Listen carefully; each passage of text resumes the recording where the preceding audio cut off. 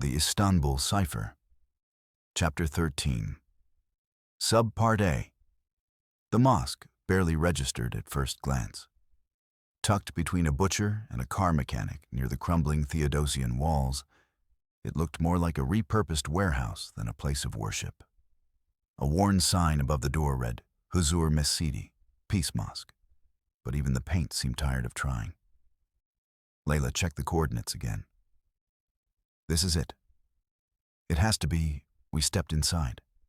Bare tile, muted carpet, fluorescent lights. No calligraphy, no dome. Just stillness. Imam Farouk appeared from a side hallway with a broom in one hand and a familiar, knowing smile. "I was wondering when you'd come," he said, brushing his hands clean. "You've been following the silence."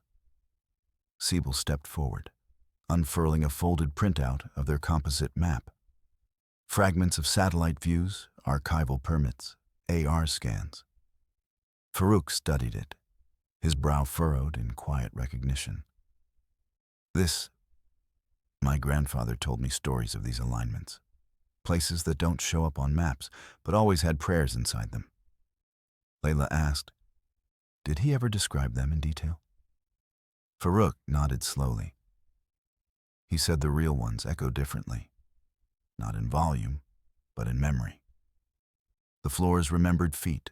The walls remembered breath. Ayla gave me a look. Half skepticism, half awe. We'd come for data. We were getting poetry. Farouk gestured us down a narrow hallway, past the wudu area, and into a dark alcove stacked with old rugs and plastic crates.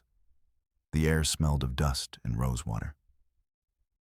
"Help me move this," he said, pointing to a warped shelving unit. Behind it, a cracked tile wall shimmered with faint age. As Emre swept his flashlight across it, the beam caught a shimmer, faint carving etched beneath a thin layer of plaster. Leyla read it aloud.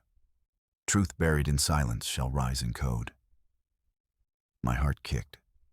It wasn't just metaphor anymore. This was a marker, a breadcrumb left behind by people who weren't allowed to be remembered. And someone, somewhere, had tried to cover it. Listen to full chapters on my YouTube account.